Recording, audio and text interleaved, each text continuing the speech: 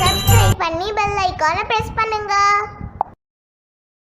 கொண்டக்கடலையும் உருளைக்கிழங்கையும் stuff பண்ணி super tasty and ஹெல்த்தியான பராத்தா இன்றைக்கி பண்ண போகிறோம். ஈவினிங் பசங்க ஸ்கூல் விட்டு வந்ததுக்கு பிறகு பண்ணலான்னு காலையிலேயே ஊற வச்சுட்டேன். அது கூட 2 உருளைக்கிழங்கை கழுவி சேர்த்துக்கிறேன். மூழ்கிற அளவுக்கு தண்ணி சேர்த்து கொஞ்சமாக உப்பும் சேர்த்து ஒரு 3 விசிலுக்கு ப்ரெஷர் குக் பண்ணிக்கலாம். வேக வச்ச கொண்டக்கடலையும் உருளைக்கிழங்கையும் தண்ணியை ஃபில்ட்ரு பண்ணி எடுத்துக்கோங்க. கொண்டக்கடலை நல்லா வெந்திருக்கு.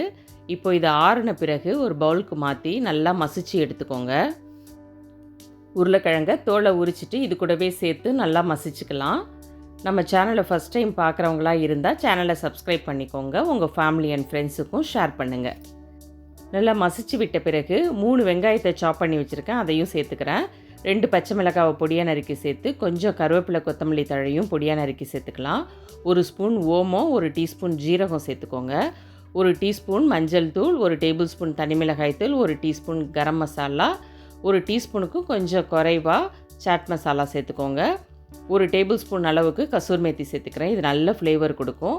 தேவையான அளவுக்கு உப்பும் சேர்த்து எல்லாத்தையும் நல்லா கலந்து விட்டுக்கோங்க. ஸ்டஃபிங் ரெடி ஆகிடுச்சு. இதை தனியாக எடுத்து வச்சுக்கோங்க. இப்போ பராத்தாவுக்கு மாவு பசைஞ்சிக்கலாம். கோதுமை மாவு எடுத்துருக்கேன். 2 டேபிள் ஸ்பூன் எண்ணெயும் கொஞ்சம் உப்பும் சேர்த்து முதல்ல எண்ணெயும் உப்பும் நல்லா மாவோட கலந்து விடுங்க. அடுத்ததாக தண்ணியை கொஞ்சம் கொஞ்சமாக தெளித்து பிசைங்க. எப்போவுமே கோதுமை மாவுக்கு தண்ணியை தெளித்து பிசையும் போது மாவு நல்லா சாஃப்டாக வரும். நல்லா அழுத்தம் கொடுத்து பிசைஞ்சிக்கோங்க. மாவு ரெடி ஆகிடுச்சு. இப்போது இதை ஒரு 10 நிமிஷம் மட்டும் வச்சுருந்து அதுக்கு பிறகு நம்ம பராத்தாவுக்கு ரெடி பண்ணிக்கலாம். நம்ம சேனலில் அப்லோட் பண்ணியிருக்கிற ஹெல்த்தி பூரி சப்பாத்தி ரெசிபியோட வீடியோ லிங்க்கு டிஸ்கிரிப்ஷனில் அட்டாச் பண்ணுறேன். மறக்காமல் செக் பண்ணி பாருங்கள். எப்பவும் போல் சப்பாத்தியை தேய்ச்சி எடுத்துக்கோங்க. இதுக்கு நடுவில் நம்ம ஸ்டஃபிங் வச்சுக்கலாம். இதை குட்டி குட்டியாக காயின் பரோட்டா மாதிரி பண்ணால் பசங்க விரும்பி சாப்பிடுவாங்கன்னு இன்றைக்கி அது போல் தான் ட்ரை பண்ணியிருக்கேன். ஸ்டஃபிங் வச்ச பிறகு சப்பாத்தியை ரோல் பண்ணி எடுத்துக்கோங்க. உங்களுக்கு சின்னதாகவோ பெருசாகவோ தேவைப்படுற சைஸுக்கு நம்ம கட் பண்ணி எடுத்துக்கலாம். இது போல் ரோல் பண்ணி எடுத்து நீங்கள் 3 அல்லது 4 காயின் பரோட்டா போடுற அளவுக்கு கட் பண்ணிக்கலாம்.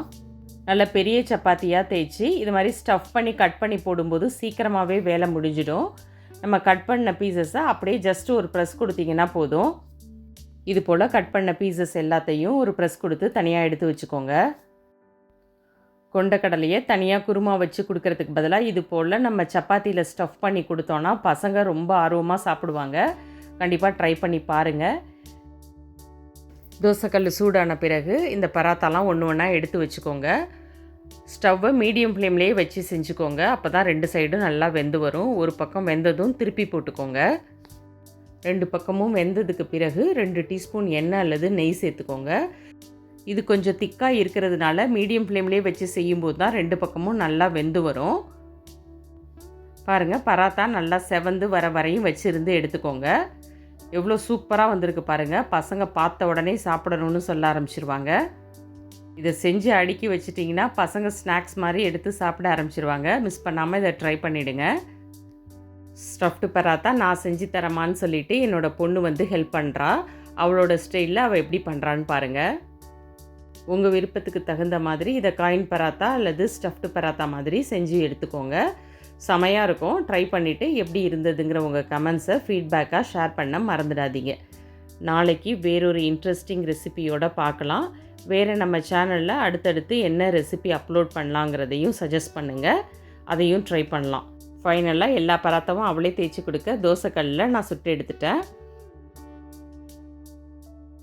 வீடியோ பிடிச்சிருந்தா வீடியோவுக்கு மறக்காமல் ஒரு லைக் கொடுத்துடுங்க. தேங்க்யூ.